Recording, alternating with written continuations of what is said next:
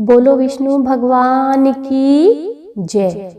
जया एकादशी सर्व सिद्धि प्रदायक माघ मास के शुक्ल पक्ष की इस एकादशी का नाम जया एकादशी है। इसके व्रत में भगवान कृष्ण के केशव नाम की पूजा की जाती है। इस व्रत को करने वाले को भूत प्रेत पिशाच आदि कष्ट युक्त योनियों में जाने का भय नहीं रहता और अनेकों जन्म के पाप नष्ट होकर इस लोक और परलोक में सभी सुख प्राप्त होते हैं। धर्मराज युधिष्ठिर ने भगवान श्री कृष्ण से पूछा, हे जनार्दन, आपने माघ मास के कृष्ण पक्ष की षटतिला एकादशी का अत्यंत सुंदर वर्णन किया है, अतः आप कृपा करके माघ शुक्ला एकादशी का क्या नाम है, उसके व्रत की क्या विधि है और उस दिन किस देवता की पूजा की जाती है, विस्तार पूर्वक कहिए। श्री कृष्ण भगवान बोले, हे पांडु पुत्र, इस एकादशी का नाम जया एकादशी है। इसका व्रत करने से मनुष्य ब्रह्म हत्या आदि पापों से छूटकर स्वर्ग को प्राप्त करता है। पिशाच आदि योनियों से भी उसे मुक्ति मिल जाती है। इसलिए सभी को यह व्रत विधि पूर्वक करना चाहिए। अब मैं तुमको पद्म पुराण की एक कथा सुनाता हूँ। देवराज इंद्र स्वर्ग में राज करते थे और अन्य सभी देवगण सुख पूर्वक स्वर्ग में रहते थे। एक दिन इंद्र अपने नंदन वन में अप्सराओं के साथ क्रीड़ा कर रहे थे और गंधर्व गान कर रहे थे। उन गंधर्वों में प्रसिद्ध पुष्पदत्त तथा उसकी कन्या पुष्पावती और चित्रसेन तथा उसकी स्त्री मलिन भी थे। मलिन का पुत्र पुष्पवान और उसका पुत्र माल्यवान भी उपस्थित थे। उस समय पुष्पवती माल्यवान को देखकर मोहित हो गई और काम बाणों से चलायमान होने लगी। उसने रूप, सौंदर्य, हाव भाव आदि द्वारा माल्यवान को वश में कर लिया। पुष्पवती की सुंदरता को देखकर माल्यवान भी उस पर मोहित हो गया। ये दोनों कामदेव के वश में हो गए थे, परंतु इंद्र के बुलाने पर नृत्य और गायन के लिए आना ही पड़ा।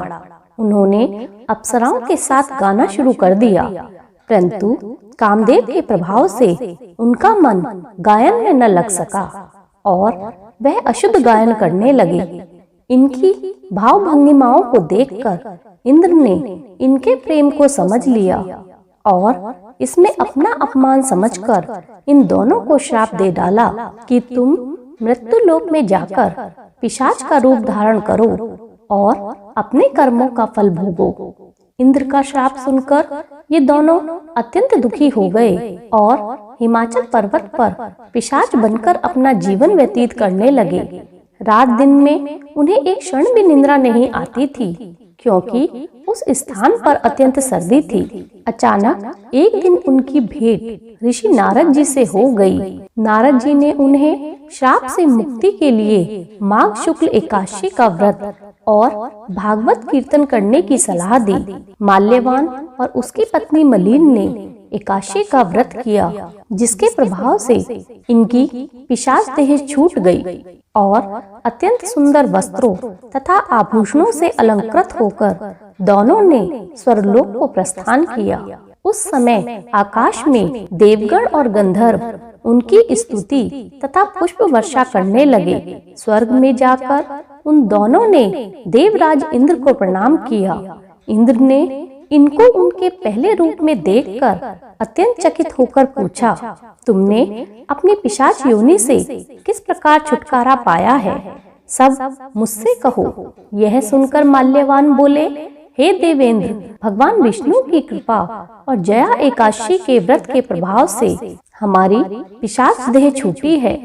तब इंद्र बोले, हे माल्यवान, भगवान की कृपा और एकादशी के व्रत करने से न केवल तुम्हारी पिशाच योनि छूट गई है, वरन हम लोगों के लिए भी तुम वंदनीय हो गए हो। भगवान विष्णु और शिव के भक्त हम लोगों के लिए भी वंदनीय हैं, अतः आप धन्य हैं। अब आप पुष्पावती के साथ जाकर विहार करो। श्री कृष्ण ने अंत में कहा, हे राजा युधिष्ठिर, इस जया एकादशी के व्रत से बुरी योनि छूट जाती है। जिस मनुष्य ने इस एकादशी का व्रत किया है उसने मानो यज्ञ, जप, दान आदि सभी पुण्य कर लिए। जो मनुष्य जया एकादशी का व्रत करते हैं वे अवश्य ही 1000 वर्ष तक स्वर्गलोक में निवास करते हैं। बोलो विष्णु भगवान की जय।